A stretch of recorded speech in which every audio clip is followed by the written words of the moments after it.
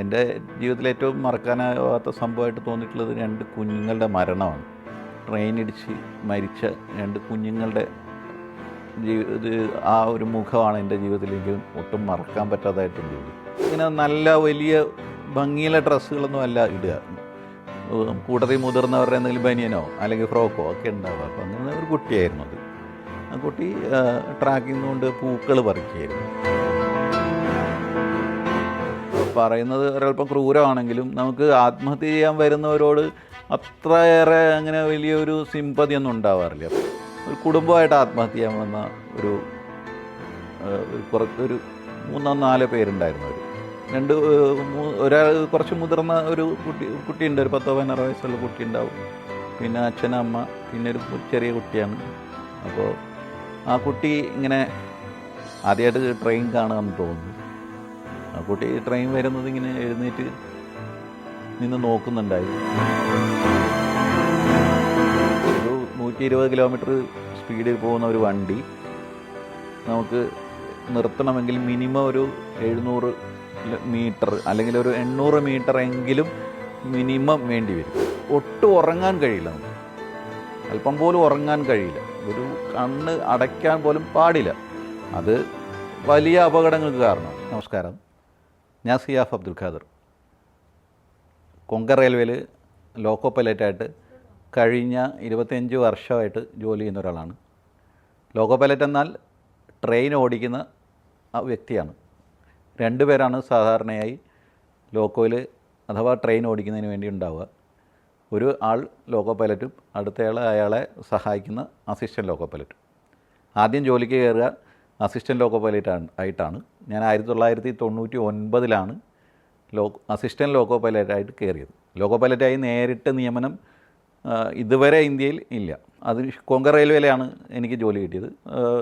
ഇന്ത്യയിലെ പല സോണൽ റെയിൽവേസിനും ആവശ്യത്തിനനുസരിച്ച് റെയിൽവേ അസിസ്റ്റൻറ്റ് ലോക്കോ പൈലറ്റ്മാരെ ആദ്യം ക്ഷണിക്കും. അതിനുശേഷം അവരുടെ ജോലി പരിചയം കൂടി വരുന്നതിനനുസരിച്ച് ആവശ്യത്തിനനുസരിച്ച് അവരെ ലോക്കോ പൈലറ്റ്മാരായി നിയമിക്കുകയാണ് ചെയ്യുക. മിനിമം 2 വർഷമെങ്കിലും അസിസ്റ്റൻറ്റ് ലോക്കോ പൈലറ്റായി ജോലി ചെയ്ത ശേഷമാണ് ലോക്കോ പൈലറ്റായി ജോലി കൊടുക്കുക. അതിനിടയ്ക്ക് അസിസ്റ്റൻറ്റ് ലോക്കോ പൈലറ്റിനും ഇടയിൽ ലോക്കോ പൈലറ്റ് ഷണ്ടിങ് എന്ന് പറയുന്ന ഒരു പോസ്റ്റ് കൂടിയുണ്ട്.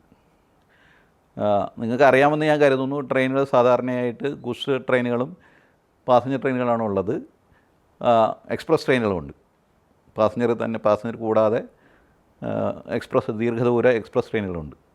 അതുകൂടാതെ വളരെ പ്രാധാന്യമുള്ള രാജധാനി, ശതാബ്ദി, വന്ദേ ഭാരത് പോലെയുള്ള ട്രെയിനുകളുണ്ട്.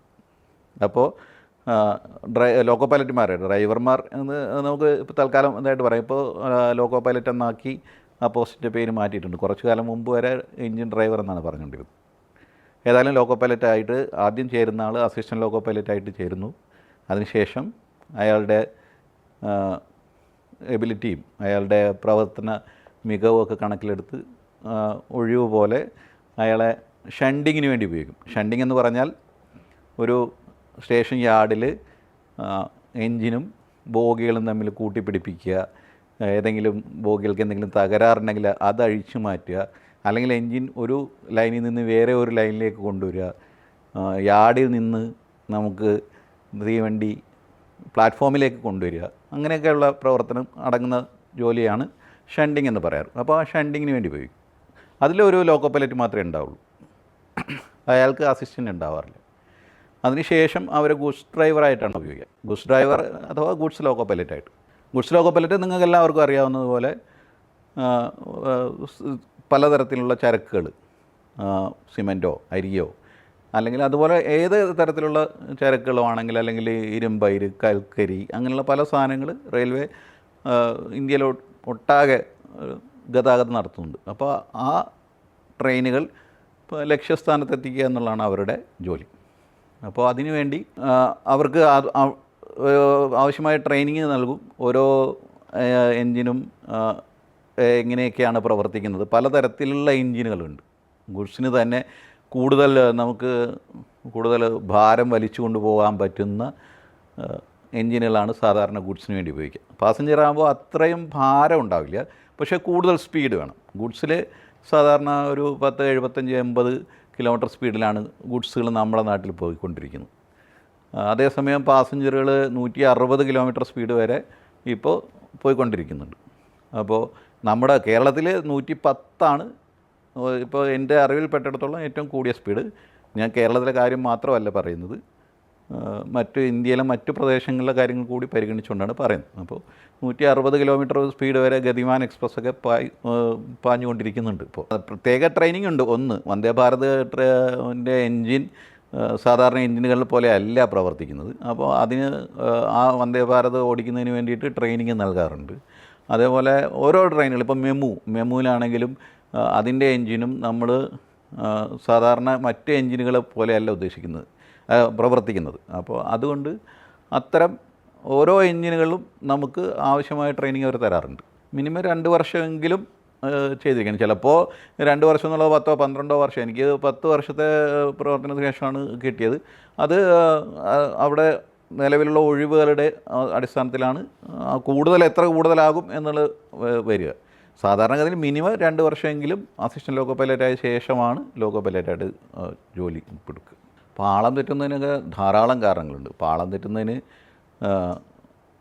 പ്രധാനമായിട്ട് നമ്മൾ ട്രാക്കിൻ്റെ തകരാറുകൾ ഉണ്ടാവാം. ട്രാക്കിൽ എന്തെങ്കിലും വെൽഡ് ഫെയിലിയറുകളോ, അല്ലെങ്കിൽ ട്രാക്കിൽ 2 ട്രാക്കുകൾ തമ്മിൽ യോജിപ്പിക്കാൻ വേണ്ടി SCJ എന്ന് പറയുന്ന സംവിധാനം ഉപയോഗിച്ച് വരുന്നുണ്ട്.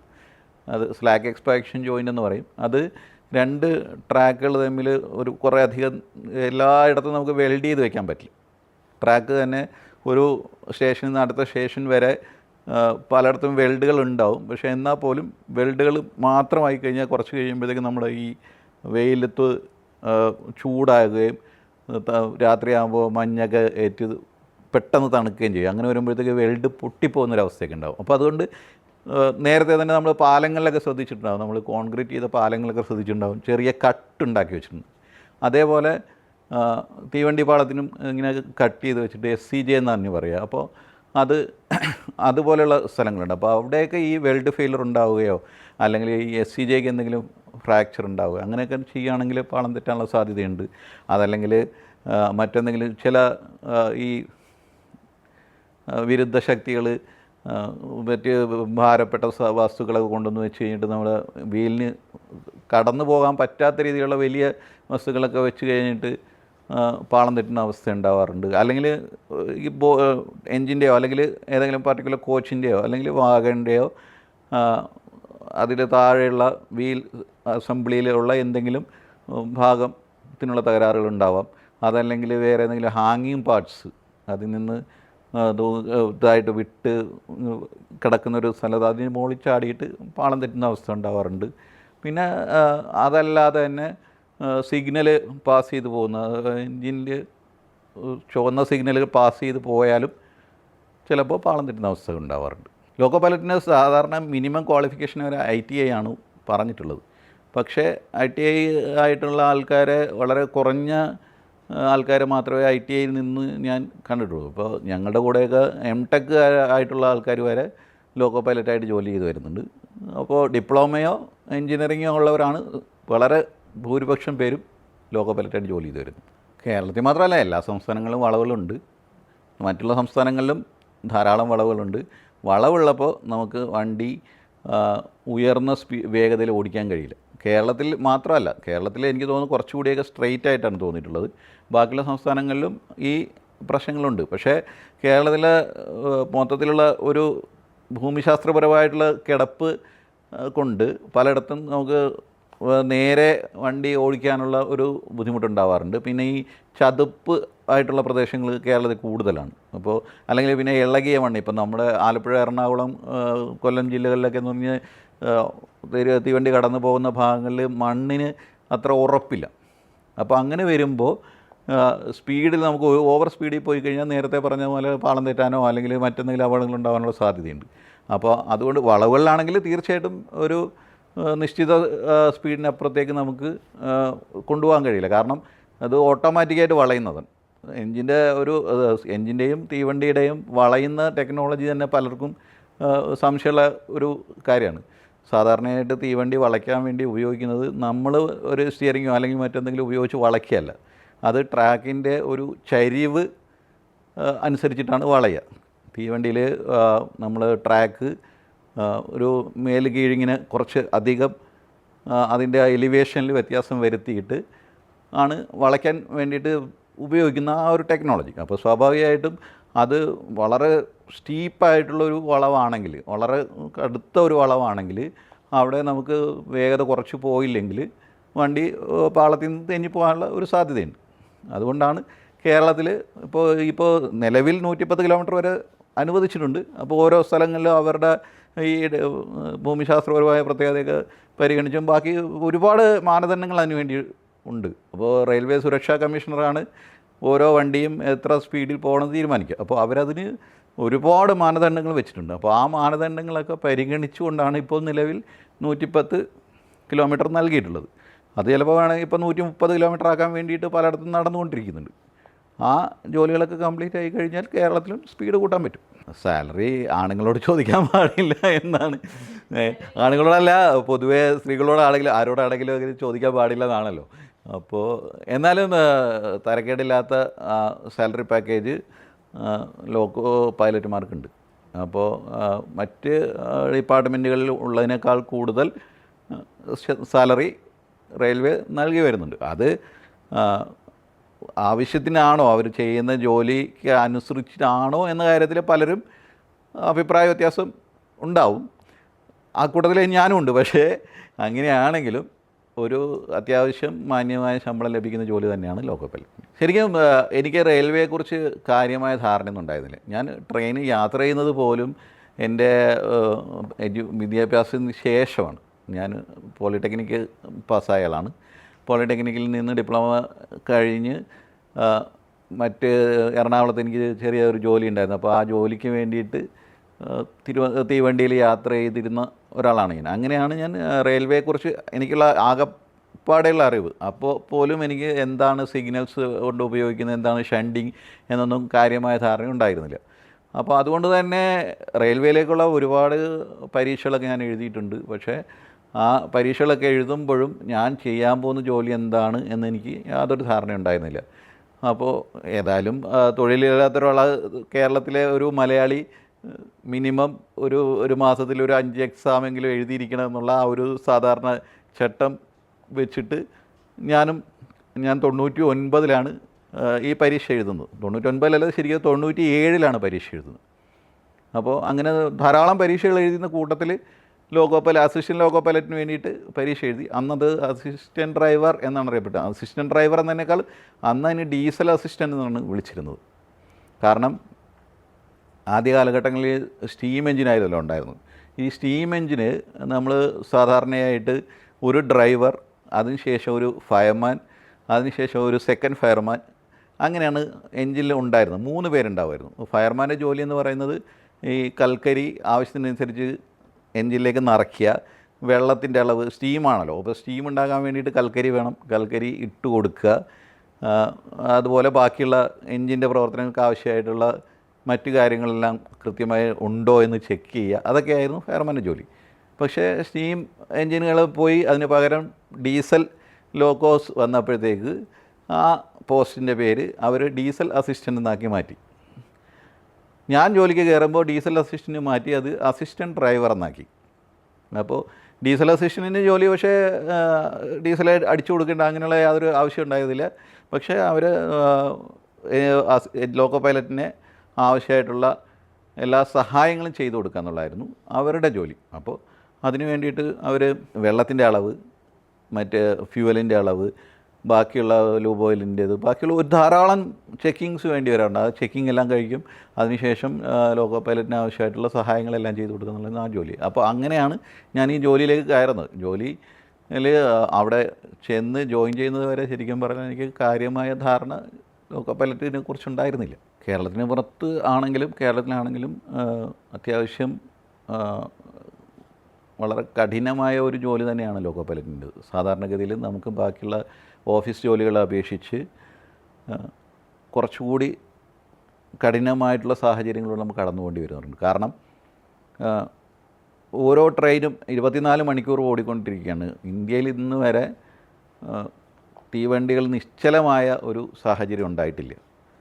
ഒരു ദിവസം പോലും ചക്രം നിലച്ചു പോയിട്ടില്ല. ഈവൻ കോവിഡിൻ്റെ സമയത്ത് പോലും തീവണ്ടിയിൽ ഓടിക്കൊണ്ടിരിക്കുന്നുണ്ടായിരുന്നു. അപ്പോൾ ആ ഒരവസ്ഥയിൽ സ്ഥിരമായി ഓടിക്കൊണ്ടിരിക്കും. അത് രാത്രിയാണെങ്കിലും പകലാണെങ്കിലും 24 മണിക്കൂറും റൗണ്ട് ദ ക്ലോക്ക് തീവണ്ടി ഓടിക്കൊണ്ടേയിരിക്കും. അപ്പോൾ അതുകൊണ്ട് രാത്രി കാലങ്ങളിലോ പകലോ ഉച്ചയ്ക്കോ ഏത് സമയമാണ് നമ്മളെ ജോലിക്ക് വിളിക്കുക എന്ന് നമുക്ക് പറയാൻ പറ്റില്ല. വേണമെങ്കിൽ പാസഞ്ചർ ട്രെയിനുകളിലൊക്കെ അവർ ഒരു ലിങ്ക് ഉണ്ടാവും.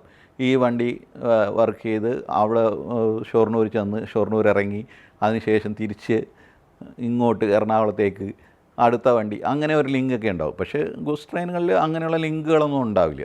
അവർ ഏതെങ്കിലും ഡെസ്റ്റിനേഷനിലേക്കുള്ള ഒരു ഗൂഡ്സ് ട്രെയിനിൽ നമ്മളെ നിയോഗിക്കുക ചെയ്യുക. അങ്ങനെ നിയോഗിച്ച് അപ്പോൾ നമ്മൾ ഏത് രാത്രിയായ ചിലപ്പോൾ 2 മണിക്കോ 3 മണിക്കോ ഒക്കെ ആയിരിക്കും നമ്മൾ ജോലിക്ക് പോകേണ്ടി വരിക. അതൊരു പ്രശ്നമാണ്. അപ്പോൾ പോകുമ്പോൾ ഒരു കാരണവശാലും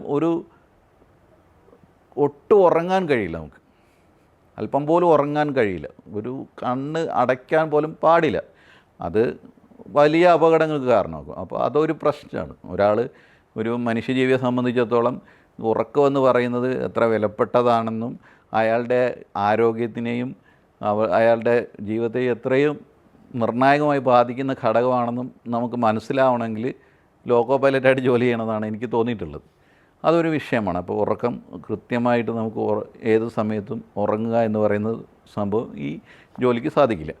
പിന്നെ മദ്യപിച്ചുകൊണ്ട് പോവുക, അങ്ങനെയല്ല ഏതെങ്കിലും ലഹരി ഉപയോഗിച്ചിട്ട് വണ്ടി ഓടിക്കുക, അങ്ങനെയുള്ള കാര്യങ്ങളും നമുക്ക് ചെയ്യാൻ പറ്റില്ല.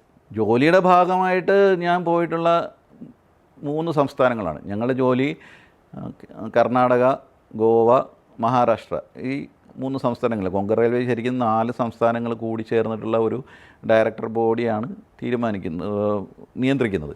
പക്ഷേ കേരളത്തിൽ അതിൽ 1 കിലോമീറ്റർ പോലും കേരളത്തിൽ ഇല്ലാത്തൊരു റെയിൽവേയാണ്. അപ്പോൾ ഞങ്ങൾ മംഗലാപുരം വരെയാണ് ഞങ്ങളുടെ ഡ്യൂട്ടി തുടങ്ങുന്ന സ്ഥലം. മംഗലാപുരത്തും മഹാരാഷ്ട്രയിൽ റോഹ എന്ന് പറയുന്ന സ്ഥലത്തുമാണ് ഞങ്ങളുടെ ജോലി അവസാനിക്കുന്നത്. അപ്പോൾ അങ്ങനെ 3 സ്റ്റേറ്റുകളാണ് ഞങ്ങൾ ജോലിയുമായിട്ട് ബന്ധപ്പെട്ട് പോയിട്ടുള്ളത്. അതിൽ തന്നെ അല്ലാതെ മറ്റ് സംസ്ഥാനങ്ങൾ, ഇന്ത്യയിലെ ഒരുവിധപ്പെട്ട, എനിക്ക് തോന്നുന്നു ഈ നോർത്ത് ഈസ്റ്റ് ഒഴിച്ച് ബാക്കി ഒരുവിധപ്പെട്ട സംസ്ഥാനങ്ങളിലൊക്കെ ഞാൻ പോയിട്ടുണ്ട്. കാശ്മീർ അങ്ങനെയുള്ള അതുമൊക്കെ ഒഴിവാണ്. എങ്കിലും UP, മധ്യപ്രദേശ്, രാജസ്ഥാൻ ഒക്കെ ജോലിയുടെ ഭാഗമായിട്ടൊന്ന് വേണമെങ്കിൽ പറയാം. ട്രെയിനിങ്ങുമായിട്ട് ബന്ധപ്പെട്ടൊക്കെ ഞാൻ പോയിട്ടുണ്ട്. നമ്മൾ ചെയ്യുന്ന ജോലി ഇപ്പോൾ സാധാരണഗതിയിൽ നമുക്ക് ചിലപ്പോൾ 12 മണിക്കൂർ വരെയൊക്കെ ജോലി ചെയ്യേണ്ടി വരാറുണ്ട്. ഗൂഡ്സ് ട്രെയിനാണെങ്കിലും പാസഞ്ചർ ട്രെയിനാണെങ്കിൽ പോലും ചിലപ്പോഴൊക്കെ 12 മണിക്കൂർ വരെയൊക്കെ ചെയ്യും. അപ്പോൾ അത്രയും ജോലി, അതും ഒരാളെ സംബന്ധിച്ചിടത്തോളം ഈ 12 മണിക്കൂറും മുഴുവൻ നേരവും യാതൊരു ശ്രദ്ധ വ്യത്യാസവും ഇല്ലാതെ വളരെ ഏകാഗ്രതയോടെ ജോലി ചെയ്യുക എന്ന് പറയുന്നത് വളരെ വളരെ പ്രധാനപ്പെട്ട ഒരു കാര്യമാണ്. അത് അത്ര എളുപ്പം ആർക്കും സാധിക്കുന്ന കാര്യമല്ല. അത്രയും ജാഗ്രതയായിട്ടിരിക്കുക എന്ന് പറയുന്നത്. അപ്പോൾ അതിനൊത്ത രീതിയിലുള്ള ശമ്പളം കൊടുക്കുന്നുണ്ടോ എന്ന് ചോദിച്ചു കഴിഞ്ഞാൽ ചിലപ്പോൾ എനിക്ക് എതിരഭിപ്രായം ഉണ്ടാകും. പക്ഷേ ശമ്പളം കുറവാണെന്നോ അല്ലെങ്കിൽ ഇപ്പോൾ KSRTCയിൽ അല്ലെങ്കിൽ മറ്റ് ഇപ്പോൾ സംസ്ഥാന തലത്തിൽ ഈ ഇതുമായിട്ട് ഗതാഗതമായിട്ട് ബന്ധപ്പെട്ടിട്ടുള്ള ബാക്കിയുള്ള സർവീസുകളിൽ കൊടുക്കുന്ന രീതിയിലുള്ള ശമ്പളമായിട്ട് നമുക്ക് താരതമ്യം ചെയ്യാനേ പാടില്ലാത്ത രീതിയിലുള്ള ഒരു പാക്കേജ് റെയിൽവേ നൽകി വരുന്നുണ്ട്. അത്തരം കാര്യത്തിൽ നമുക്ക് അഭിപ്രായ വ്യത്യാസമില്ല. പക്ഷേ നമ്മൾ ചെയ്യുന്ന ജോലിക്ക് അനുസരിച്ച് നമുക്ക് ശമ്പളം കിട്ടുന്നുണ്ടോ എന്ന കാര്യത്തിൽ ചില സംശയങ്ങളുണ്ടെന്ന് മാത്രം. അത് യൂണിയനുകളും മറ്റ് ഇതുമായിട്ട് ബന്ധപ്പെട്ട ആൾക്കാരും അവർ ചർച്ച ചെയ്ത് അത് പരിഹരിച്ചു കൊണ്ടുവരുന്നുണ്ട്. മറക്കാൻ പറ്റാത്ത അനുഭവം ഒരുപാടുണ്ട്. പക്ഷേ മറക്കാൻ പറ്റാത്ത അനുഭവത്തിൻ്റെ ഒരു പ്രത്യേകത എന്ന് പറയുന്നത്, നമ്മൾ ഏറ്റവും കൂടുതൽ മറക്കാൻ ആഗ്രഹിക്കുന്ന സംഭവങ്ങളായിരിക്കും സാധാരണഗതിയിൽ നമുക്ക് മറക്കാൻ പറ്റാത്തതായിട്ട് ഉണ്ടാവുക. നമ്മൾ എങ്ങനെയെങ്കിലും മറക്കാൻ ശ്രമിക്കുന്ന ഒരു സംഭവമായിരിക്കും അത്. ഞങ്ങളെ സംബന്ധിച്ചിടത്തോളം ഒരുപാട് ട്രാജിക്കായിട്ടുള്ള, ഒരുപാട് ദുരന്തങ്ങൾ ആയിട്ടുള്ള സംഭവങ്ങളുണ്ട്. ഇപ്പോൾ എൻ്റെ ജീവിതത്തിൽ ഏറ്റവും മറക്കാനാവാത്ത സംഭവമായിട്ട് തോന്നിയിട്ടുള്ളത് 2 കുഞ്ഞുങ്ങളുടെ മരണമാണ്. ട്രെയിനിടിച്ച് മരിച്ച 2 കുഞ്ഞുങ്ങളുടെ ആ ഒരു മുഖമാണ് എൻ്റെ ജീവിതത്തിൽ എനിക്ക് ഒട്ടും മറക്കാൻ പറ്റാത്തതായിട്ടുള്ളത്. അതിലൊന്ന്, ആ കുട്ടി ഞങ്ങൾ വളരെ പ്രധാനപ്പെട്ട ഒരു തീവണ്ടി ഓടിച്ചു വരികയായിരുന്നു. അത് ഏതാണ്ട് ഒരു 10, 100, 120 കിലോമീറ്ററോളം വേഗതയുണ്ടായിരുന്നു അതിന്. അപ്പോൾ ഞാൻ നേരത്തെ പറഞ്ഞല്ലോ, എല്ലാ റെയിൽവേയിലും ധാരാളം വളവുകൾ തിരിവുകളൊക്കെ ഉണ്ടാവും. ഞങ്ങളുടെ റെയിൽവേയിലാണെങ്കിൽ തുരങ്കങ്ങൾ കൂടിയുണ്ട്. തുരങ്കങ്ങളൊക്കെ നമുക്ക് വിസിബിലിറ്റിയൊക്കെ വളരെ കുറവായിരിക്കും. അതുപോലെ ഈ വളവിന് അങ്ങനെ ഒരു പ്രശ്നമുണ്ട്. അതായത് നമ്മൾ ഉദ്ദേശിക്കുന്ന അത്ര എളുപ്പം നമുക്ക് വണ്ടി നിയന്ത്രിക്കാൻ പറ്റില്ല. ഒരു 120 കിലോമീറ്റർ സ്പീഡിൽ പോകുന്ന ഒരു വണ്ടി നമുക്ക് നിർത്തണമെങ്കിൽ മിനിമം ഒരു 700 മീറ്റർ അല്ലെങ്കിൽ ഒരു 800 മീറ്റർ എങ്കിലും മിനിമം വേണ്ടി വരും. അപ്പോൾ നമ്മൾ കാണുന്ന ദൂരം എന്ന് പറയുന്നത് ഒരു കിലോമീറ്റർ മുമ്പിൽ എന്തുണ്ട്, എന്താണ് നിൽക്കുന്നത്, അത് മനുഷ്യനാണോ അല്ലേ എന്ന് പോലും നമുക്ക് ചിലപ്പോൾ തിരിച്ചറിയാൻ പറ്റിക്കൊള്ളുന്നില്ല. ഏതായാലും അങ്ങനെ ഒരു വളവിലാണ് ആ കുഞ്ഞുണ്ടായിരുന്നത്. ആ കുഞ്ഞ് ഈ മഴക്കാലമൊക്കെ കഴിയുമ്പോഴേക്ക് നമ്മുടെ ഈ മലഞ്ചെരുവുകളൊക്കെ ധാരാളം പുല്ലും ധാരാളം ഈ പൂക്കളുണ്ടാവുന്ന ചെറിയ നമ്മുടെ ഇവിടെ കാശിത്തുമ്പ് എന്ന് വിളിക്കുന്ന തരത്തിലുള്ള ചെടികൾ, പിന്നെ നമുക്ക് പേരറിയാത്ത ധാരാളം ചെടികളൊക്കെ ഉണ്ടല്ലോ. അപ്പോൾ ആ ചെടികളൊക്കെ പൂത്ത് കിടന്ന ഒരു മലഞ്ചെരുവിൽ താഴെയാണ് ആ കുട്ടി ഉണ്ടായിരുന്നത്. സൈഡിൽ കുറേയധികം വയലുകളുണ്ട്. ഈ വയലുകളിലേക്ക് കൊയ്യുന്നതിന് വേണ്ടിയിട്ടും തീവണ്ടിയുടെ തന്നെ അത് ട്രാക്കുമായിട്ട് ബന്ധപ്പെട്ട പണികൾക്ക് വേണ്ടിയിട്ടുമൊക്കെ വടക്കേ ഇന്ത്യയിൽ നിന്നും മറ്റുമായിട്ട് ഒരുപാട് ആൾക്കാർ വരും. അപ്പോൾ ആ കൂലിവേല ചെയ്യുന്നവരാണ് ആ പാവങ്ങൾ. അവരെന്താ ചെയ്യുകയെന്ന് വെച്ച് കഴിഞ്ഞാൽ അവരുടെ കുട്ടികൾക്ക് എല്ലാവർക്കും എന്തെങ്കിലുമൊക്കെ ജോലി അസൈൻ ചെയ്ത് കൊടുത്തിട്ടുണ്ടാവും. എത്ര ചെറിയ കുട്ടിയാണെങ്കിലും ആ കുഞ്ഞിൻ്റെ കയ്യിൽ എന്തെങ്കിലും ഒരു കുപ്പിയോ വെള്ളമോ അല്ലെങ്കിൽ എന്തെങ്കിലും ഒരു കമ്പോ കോലോ എന്തെങ്കിലും ഒരു തർപ്പളിങ് കഷ്ണോ എന്തെങ്കിലുമൊക്കെ ഉണ്ടാവും. അപ്പോൾ അങ്ങനെ കൂട്ടത്തിലൊരു കുഞ്ഞാണ്, അതിന് ഒരു 3-4 വയസ്സേ ഉണ്ടാവുള്ളൂ. അപ്പോൾ അവരൊക്കെ ഇങ്ങനെ നല്ല വലിയ ഭംഗിയുള്ള ഡ്രസ്സുകളൊന്നും അല്ല ഇടുക. കൂട്ടത്തിൽ മുതിർന്നവരുടെ എന്തെങ്കിലും ബനിയനോ അല്ലെങ്കിൽ ഫ്രോക്കോ ഒക്കെ ഉണ്ടാവുക. അപ്പോൾ അങ്ങനെ ഒരു കുട്ടിയായിരുന്നു അത്. ആ കുട്ടി ട്രാക്കിൽ നിന്നുകൊണ്ട് പൂക്കൾ പറിക്കുകയായിരുന്നു. വണ്ടി വളരെ വേഗത്തിൽ വന്നു. ഒരു 100-110 കിലോമീറ്റർ സ്പീഡിലാണ് വന്നത്. നമ്മൾ വളവുകളിൽ സ്വാഭാവികമായിട്ടും ഹോൺ അടിക്കാറുണ്ട്. അങ്ങനെ ഹോൺ അടിച്ചു. പക്ഷേ കുഞ്ഞ് അത് ശ്രദ്ധിച്ചില്ല. വണ്ടി പാസ്സായി. ബ്രേക്ക് ചെയ്തെങ്കിലും കുറച്ചപ്പുറത്ത് ചെന്നാണ് നിന്നത്. തുരങ്കത്തിനുള്ളിലാണ്. അപ്പോൾ തുരങ്കത്തിന് തൊട്ട് മുമ്പിലുള്ള മലഞ്ചെരുവിലാണ് അതുണ്ടായിരുന്നത്. അപ്പോൾ ആ കുഞ്ഞ് മരിച്ചുപോയി. പക്ഷേ നമ്മൾ വണ്ടി നിർത്തി. അപ്പോൾ അപ്പോഴേക്ക് ആൾക്കാരൊക്കെ അവിടെ നിന്ന് ഇവിടെ ഓടി വരുന്ന കണ്ടപ്പോൾ നമുക്ക് വണ്ടി എടുത്ത് പോകേണ്ടതായിട്ടുള്ളൊരവസ്ഥ വന്നു. അതാണ് ഒന്ന്. രണ്ടാമത്തത് ഒരു കുടുംബമായിട്ട് ആത്മഹത്യ ചെയ്യാൻ വന്ന ഒരു 3-4 പേരുണ്ടായിരുന്നു. അവർ അതിൽ ഒരാൾ കുറച്ച് മുതിർന്ന ഒരു കുട്ടിയുണ്ട്. ഒരു 10-16 വയസ്സുള്ള കുട്ടി ഉണ്ടാവും. പിന്നെ അച്ഛനമ്മ, പിന്നെ ഒരു ചെറിയ കുട്ടിയാണ്. അപ്പോൾ ആ കുട്ടി ഇങ്ങനെ ആദ്യമായിട്ട് ട്രെയിൻ കാണുകയെന്ന് തോന്നുന്നു. ആ കുട്ടി ട്രെയിൻ വരുന്നത് ഇങ്ങനെ എഴുന്നേറ്റ് നിന്ന് നോക്കുന്നുണ്ടായിരുന്നു. പക്ഷേ നമുക്ക് ഒന്നും ചെയ്യാൻ പറ്റുന്നതിന് മുമ്പ് തന്നെ വണ്ടി കടന്നുപോയി. അത് രണ്ടുമാണ് ഒരു മറക്കാനാവാത്ത അനുഭവം എന്ന് പറയുന്നത്. അതല്ലാതെ വേറെയും ധാരാളം ഉണ്ട്. പക്ഷേ എല്ലാം ഇതേപോലെ കുറേ ദുരന്തങ്ങളാണ് എന്ന് തന്നെ പറയാം. നമുക്കിപ്പോൾ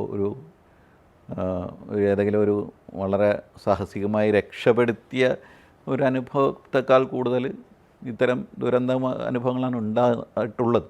ഉണ്ട്. ആത്മഹത്യ ചെയ്യാൻ വേണ്ടി പലരും വന്ന് നിൽക്കാറുണ്ട്. ഇപ്പോൾ ഒരു പരിധി വരെ പറയുന്നത് ഒരല്പം ക്രൂരമാണെങ്കിലും നമുക്ക് ആത്മഹത്യ ചെയ്യാൻ വരുന്നവരോട് അത്രയേറെ അങ്ങനെ വലിയൊരു സിമ്പതിയൊന്നും ഉണ്ടാവാറില്ല. കുട്ടികളുടെ കാര്യം വിടും. കുഞ്ഞുങ്ങൾ അവർക്ക് അറിയില്ലല്ലോ.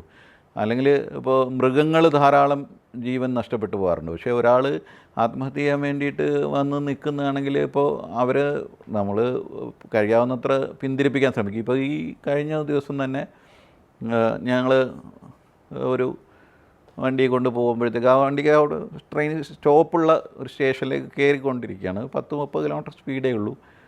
വണ്ടി അടുത്തെത്തുന്നത് വരെ ട്രാക്കിൽ പ്ലാറ്റ്ഫോമിൽ ഇങ്ങനെ നോക്കിക്കൊണ്ടിരുന്ന ഒരാൾ അവിടെ വെറുതെ നടന്നു പോവുമായിരുന്നു.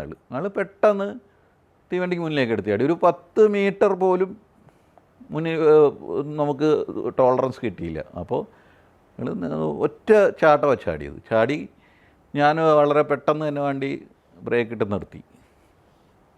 അപ്പോൾ അയാൾ കടന്നാണ് വണ്ടി നിന്നത്. ഞാൻ വിചാരിച്ചത് അയാൾ മരിച്ചിട്ടുണ്ടാവുമെന്നാണ്. പക്ഷേ ചെന്ന് നോക്കുമ്പോൾ അയാൾ മരിച്ചിട്ടുണ്ടായിരുന്നില്ല. അയാൾ ഒരു കൈ മുറിഞ്ഞുപോയി. ഞങ്ങൾ എഴുന്നേറ്റ് ഇതിൻ്റെ ബോഗിയുടെ സൈഡിൽ ചാരിന്ന് ഇരിക്കുകയായിരുന്നു. എന്തൊക്കെയോ വിളിച്ച് പറയുന്നുണ്ടായി. അപ്പോൾ ഒരുപക്ഷെ ഇതിൻ്റെ ഷോക്കിലായിരിക്കാം, വണ്ടി തട്ടീൻ്റെ ഷോക്കിലൊക്കെ ആയിരിക്കാം. അയാൾ പുറത്തെടുത്ത് കൈയൊക്കെ പുറത്തെടുത്ത് അയാൾ ആശുപത്രിയിൽ എത്തിച്ചു. പക്ഷേ ആ മനുഷ്യൻ കൈയൊന്നും ചേർക്കാൻ പറ്റില്ല, അയാൾ രക്ഷപ്പെട്ടു.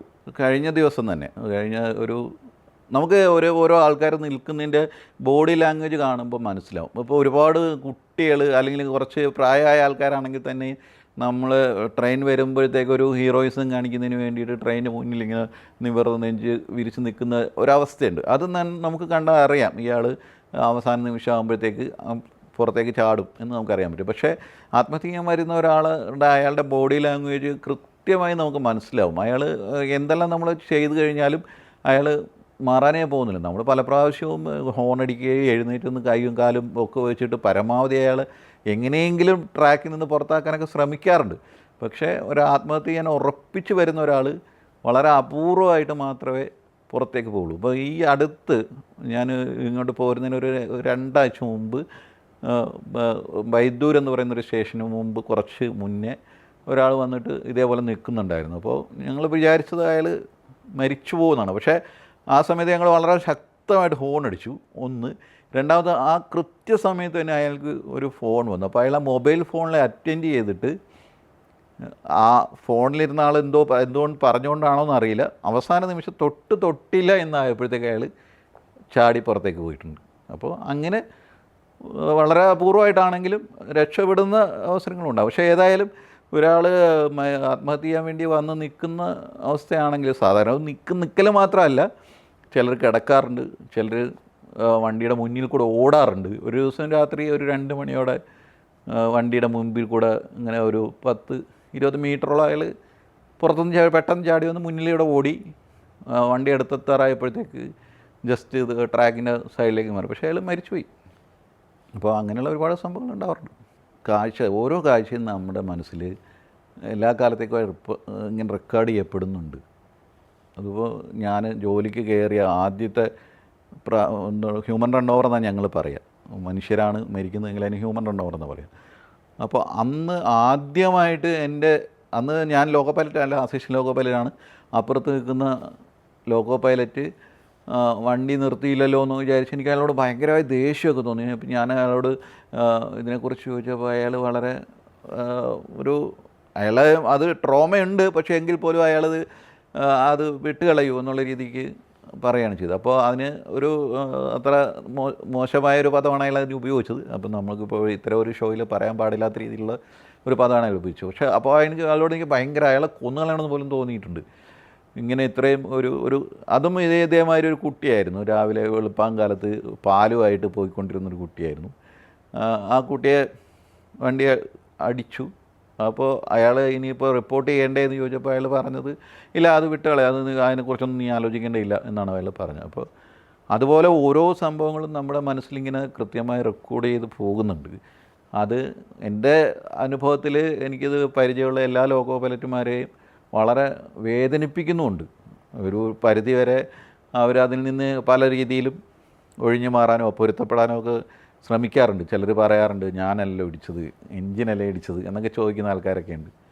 പക്ഷേ അങ്ങനെയാണെങ്കിലും അത് അവരെ വേദനിപ്പിച്ചുകൊണ്ടിരിക്കുന്നുണ്ട്. ഇപ്പോൾ വളരെ പ്രശസ്തമായ ചില അപകടങ്ങളൊക്കെ ഇപ്പോൾ കടലുണ്ടി അപകടം അതുപോലെയുള്ള ചില അപകടങ്ങളൊക്കെ നടന്നതിന് ശേഷം അതിൻ്റെ ലോക്കോ പൈലറ്റ് VRS എടുത്ത് രാജിവെച്ച് പോയ സംഭവങ്ങളൊക്കെ ഉണ്ടായിട്ടുണ്ട്. ചിലർ അവരുടെ എന്തെങ്കിലും ലഹരിക്കൊക്കെ അടിമപ്പെട്ട അവസ്ഥകളൊക്കെ ഉണ്ട്. ട്രോമയിൽ നിന്ന് നമുക്ക് അതിന് ഒഴിവാക്കാൻ വേണ്ടിയിട്ട് ഞാൻ ശരിക്കും അതിൽ നിന്ന് പുറത്ത് കിടക്കാൻ വേണ്ടി ഉപയോഗിച്ചത് എഴുത്ത് തന്നെയാണ്. എഴുത്തും ഞാൻ സോഷ്യൽ മീഡിയയിൽ വളരെ വളരെ ആക്റ്റീവായി ഇടപെടുകയാണ് ഞാൻ ചെയ്തത്. അങ്ങനെയല്ലാതെ ഒരുപാട് രീതിയിൽ ഓരോരുത്തരും അവരവരുടേതായ രീതിയിൽ ആ ട്രോമയിൽ നിന്ന് എങ്ങനെയെങ്കിലും കരകയറുന്നുണ്ട്. അങ്ങനെ കരകയറാൻ പറ്റാത്ത രീതിയിലുള്ള ഇത്രയധികം ഒരുപാട് പേര് മരിച്ചു പോകുന്ന അവസ്ഥകൾ അവരെങ്ങനെയെങ്കിലുമൊക്കെ രാജിവെച്ച് പോവുകയോ അല്ലെങ്കിൽ എങ്ങനെയെങ്കിലും അതിൽ നിന്ന് ഒഴിവാക്കുകയൊക്കെയാണ് സാധാരണ ചെയ്യാറ്. ട്രോമയിൽ നിന്ന് റിക്കവർ ചെയ്യാൻ വേണ്ടിയിട്ട് അവർ അങ്ങനെ ട്രെയിനിങ് ഒന്നും തരാറില്ല. പക്ഷേ നമ്മുടെ ജോലിയായിട്ട് ബന്ധപ്പെട്ട് ധാരാളം ട്രെയിനിങ്ങൾ വരാറുണ്ട്. ആ ട്രെയിനിങ്ങിൻ്റെ കൂട്ടത്തിൽ അവർ യോഗയോ മറ്റ് ഇതേപോലെ മോട്ടിവേഷൻ ക്ലാസ്സുകളൊക്കെ സംഘടിപ്പിക്കാറുണ്ട്. പക്ഷേ ഇവിടെ തിരൂർ മറ്റോ അങ്ങനെ ഒരു സംഭവം ഉണ്ടായതായിട്ട് പറഞ്ഞു കേട്ടിട്ടുണ്ട്. അവിടെ ഒരു ഉത്സവത്തിൻ്റെ സമയത്ത് കുറച്ചധികം ആൾക്കാർ ഈ വെടിക്കെട്ട് കാണാൻ വേണ്ടിയിട്ട് റെയിൽവേ ട്രാക്കിൽ കയറിയിരുന്നു. ആ സമയത്ത് വണ്ടി വന്നത് അവർ ഈ വെടിക്കെട്ടിൻ്റെ സൗണ്ട് കാരണം വണ്ടി വന്നതൊന്നും അവരറിഞ്ഞില്ല. അങ്ങനെ കുറച്ചധികം ആൾക്കാർ മരിച്ച ഒരു സംഭവം അവിടെ ഉണ്ടായിട്ടുണ്ട് കേരളത്തിൽ.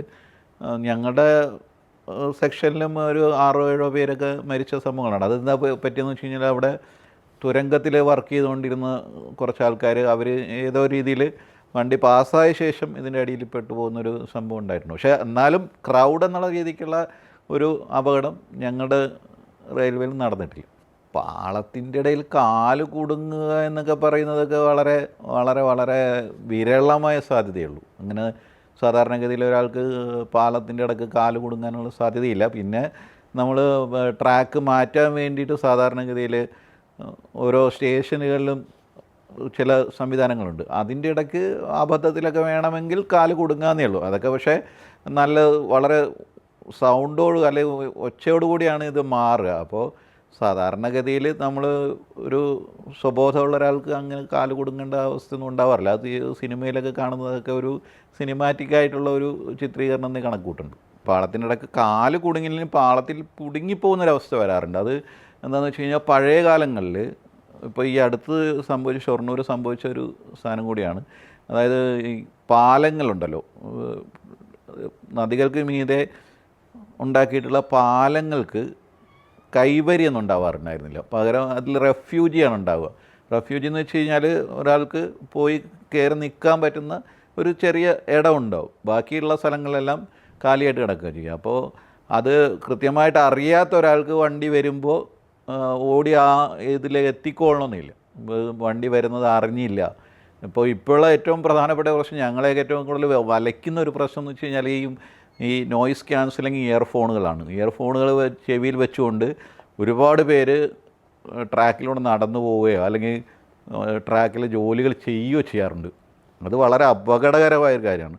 കാരണം ഈ സാധാരണഗതിയിൽ ഇലക്ട്രിക് ട്രെയിനുകളിലൊക്കെ ആണെങ്കിൽ കുറഞ്ഞ ശബ്ദമേ ഉണ്ടാവാറുള്ളൂ. നേരത്തെ അപേക്ഷിച്ച് ഡീസൽ ലോക്കോമോട്ടീവുകളെയൊക്കെ അപേക്ഷിച്ച് വളരെ കുറഞ്ഞ ശബ്ദം മാത്രമേ ഉണ്ടാവാറുള്ളൂ. അത് കൂടാതെ ഈ നോയിസ് ക്യാൻസലിങ് ഇയർഫോണുകൾ ഉപയോഗിക്കുക കൂടെ ചെയ്ത് കഴിഞ്ഞാൽ അപ്പുറത്തുനിന്നോ ഇപ്പുറത്തുനിന്നോ വണ്ടി വരുന്നതോ അല്ലെങ്കിൽ അവർ ഹോൺ അടിക്കുന്നതോ ഒന്നും കേൾക്കാൻ പറ്റില്ല. അങ്ങനെ വരുമ്പോൾ ഇത്തരം പാലങ്ങളിലൊക്കെ കുടുങ്ങിപ്പോയി കഴിഞ്ഞാൽ ആൾക്കാർ മരിക്കാനും വണ്ടി തട്ടാനും ഒക്കെ ഉള്ള വളരെ കൂടിയ സാധ്യതയുണ്ട്. അപ്പോൾ അതിന് നമുക്ക് ഈ ഹോൺ അടിക്കുക എന്നൊക്കെയുള്ളതല്ല, അപ്പുറത്തേക്ക് നമുക്ക് കാര്യം ചെയ്യാൻ കഴിയില്ല. മറ്റ് അതിൽ കൂടെ ട്രാക്കിൽ കൂടെ കടന്നു പോകുന്ന അതുപോലെ തന്നെ 2 ട്രാക്കുകൾ അടുത്തടുത്തുള്ളപ്പോഴത്തേക്ക് ഒരു കാരണവശാലും ഒരു ട്രാക്കിൽ നിന്ന് വണ്ടി വരുന്നത് കണ്ട് അടുത്ത ട്രാക്കിലേക്ക് മാറാൻ പാടില്ല. കഴിയുന്നതും ട്രാക്കിൻ്റെ വശങ്ങളിൽ എവിടെയെങ്കിലും സുരക്ഷിതമായി നിൽക്കാൻ ശ്രമിക്കണം വേണ്ടത്. കാരണം എന്താണെന്ന് വെച്ച് കഴിഞ്ഞാൽ ഒരു ട്രാക്കിൽ കൂടെ വണ്ടി കടന്നു പോകുമ്പോൾ മറ്റു ട്രാക്കിലൂടെ വണ്ടി വരുന്നത് നമുക്കറിയാൻ കഴിയില്ല. കാരണം നമ്മൾ സാധാരണ ധരിക്കുക ആ വണ്ടി പോകുന്നതിൻ്റെ അതിൻ്റെ ഹോണടിയാണ്, അതിൻ്റെ ഒച്ചയാണ് എന്നൊക്കെ നമ്മൾ ധരിക്കും. അപ്പോൾ നമുക്ക് ഇപ്പോൾ പുറകിൽ നിന്ന് വേറൊരു വണ്ടി വന്ന് നമ്മൾ തട്ടാനുള്ള സാധ്യതയുണ്ട്. ധാരാളം പേര് അങ്ങനെ മരണപ്പെട്ടിട്ടുണ്ട്. അപ്പോൾ കഴിയുന്നതും 2 ട്രാക്കുകൾക്ക് ഇടക്കാണെന്നുണ്ടെങ്കിൽ വണ്ടി വരികയാണെങ്കിൽ അതിനിടയ്ക്കുള്ള സ്ഥലത്തേക്ക് മാറി നിൽക്കുക. ഒരു കാരണവശാലും അടുത്ത ട്രാക്കിലേക്ക് മാറരുത്. അത് പലതും ഫേക്കായിട്ടുള്ള ഭീഷണികളാണ്. സാധാരണഗതിയിൽ എന്താണെന്ന് വെച്ച് കഴിഞ്ഞാൽ ഇപ്പോൾ വണ്ടി കിട്ടാൻ വേണ്ടിയിട്ട് ചെയ്യുന്ന ഒരു ടെക്നിക്കാണ്. പക്ഷേ റെയിൽവേ ഒരുപാട് പല രീതിയിൽ അവരെ എങ്ങനെയെങ്കിലും പിന്തിരിപ്പിക്കാൻ ശ്രമിക്കാറുണ്ട്. അവർ വണ്ടിയിൽ കയറാതിരിക്കാൻ വേണ്ടിയിട്ടും ടിക്കറ്റ് എടുക്കാതിരിക്കാൻ വേണ്ടിയൊക്കെ ശ്രമിക്കാറുണ്ട്. പക്ഷേ അങ്ങനെയാണെങ്കിൽ ചിലർ ഒരു അവസാന കൈ എന്നുള്ള നിലയ്ക്ക് ഇതേപോലെ ബോംബ് ഭീഷണിയൊക്കെ വയ്ക്കാറുണ്ട്. ഇപ്പോഴത്തെ കാലത്ത് വളരെ പ്രയാസമാണ്. അങ്ങനെയൊക്കെ ചെയ്തു കഴിഞ്ഞാൽ എത്ര പെട്ടെന്ന് പിടിയിലായി എന്ന് ചോദിച്ചാൽ മതി. കാരണം പക്ഷേ പണ്ട്, അതായത് എൻ്റെ ജോലിയുടെ ആദ്യ കാലഘട്ടത്തിലൊക്കെ ഇതേപോലെ ബോംബ് ഭീഷണി ഉണ്ട് എന്ന് പറഞ്ഞ് ട്രെയിനുകൾ വൈകിപ്പിക്കുന്ന അവസ്ഥ ഉണ്ടായിട്ടുണ്ട്. അപ്പോൾ പോലീസുകാർ അവരുടെ ഡോഗ് സ്ക്വാഡൊക്കെ ആയിട്ട് വന്ന് ട്രെയിൻ മുഴുവൻ ആൾക്കാരെ ഒഴിപ്പിച്ച് അതിൻ്റെ ഉള്ളിലൊക്കെ പരിശോധിച്ചൊക്കെ പോകാറുണ്ട്. പക്ഷേ അത് നല്ലൊരു ശതമാനവും ഇതേമാതിരി ഫേക്കായിട്ടുള്ള ന്യൂസുകളാണ് ഉണ്ടായിട്ടുള്ളത്.